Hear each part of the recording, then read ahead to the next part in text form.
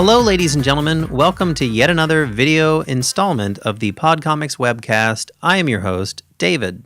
In this episode, it is my extreme pleasure to introduce to you Dave Mercier, the creator of Mercworks.net.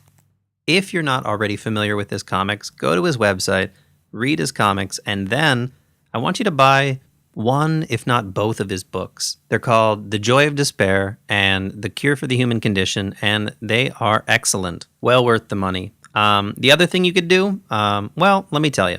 Dave recently moved across the country to California, and that's expensive. So what I would recommend doing is if you have a little bit of extra money, you could go to patreon.com and you could become a patron of Dave's. That would be great. He didn't ask me to do this.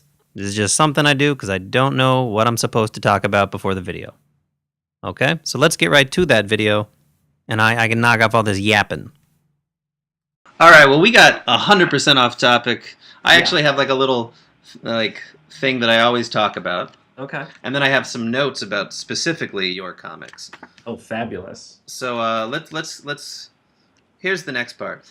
All right, so after we talk about the title's Mercworks, and that's because a brother of a friend used to call of your Windows 98 icons that you would build Mercworks. Yeah. You know, I said icons, but I meant cursors. They were like animated cursors, but yeah.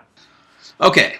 The look of your comic. There's so many things to talk about here, but what I ask artists to do is to describe your comic so that if a person had never seen them before, they could pick it out. Like if there's 3 comics on a table in front of them, how would you, using words alone, get them to pick your comic?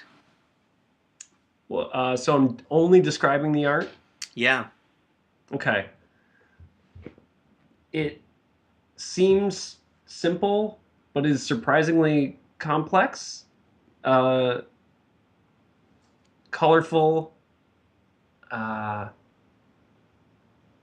Focus on character design right now.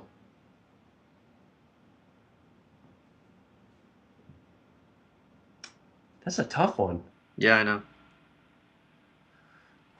Well, let's try to unpack some of the things you said. Simple but complex. How do you mean? I agree, but just how do you mean? Well, you know, the characters have little like dots for eyes, and sort of broad shapes, general shapes, but there's a big attention paid to dimensionality there and good gesture drawing and figure design stuff. So while you look at it and it looks like it's easy, it's accessible, but there's a lot that goes into making it that way. Okay. I agree.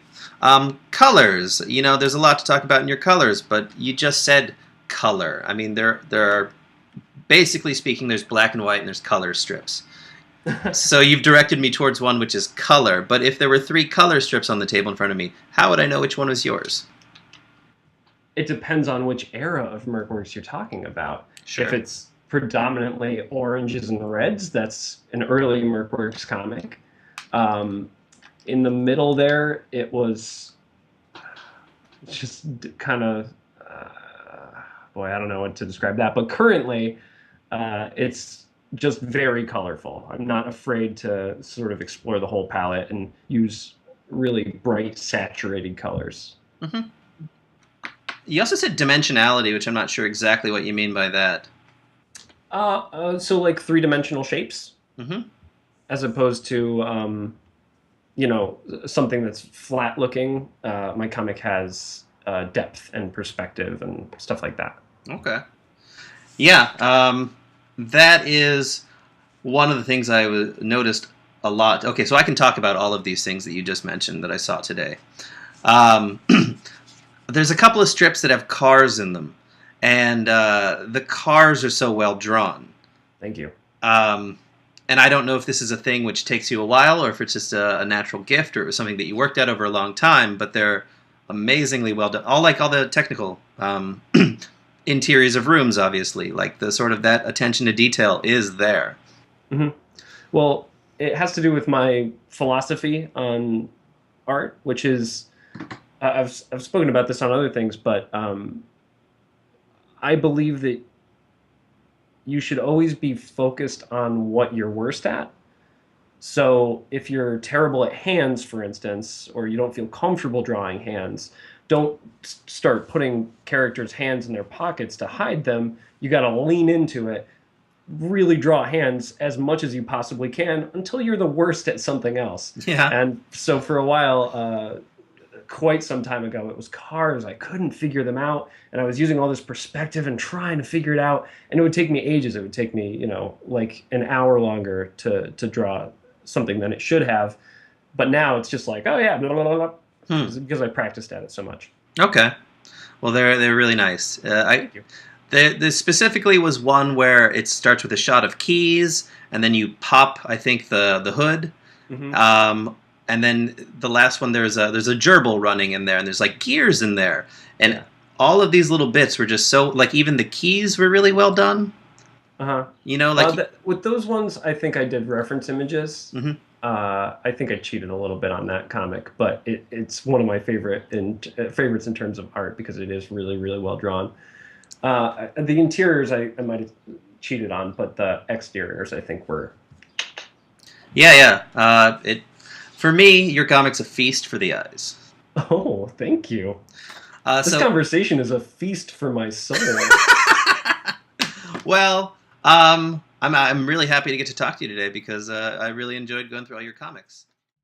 All right, so as always, I'm going to put a link to the entire audio podcast if you'd like to listen to it on YouTube. That's wonderful. Additionally, like, comment, share while you listen to podcasts. If there's a segment you'd like to see made into a video, comment, let me know. Last, there will be a new audio podcast featuring Laura Romagnoli, who makes Average Adventures of an Average Girl. So keep your ears peeled for that. Again, it goes without saying, please keep reading webcomics and always share the source!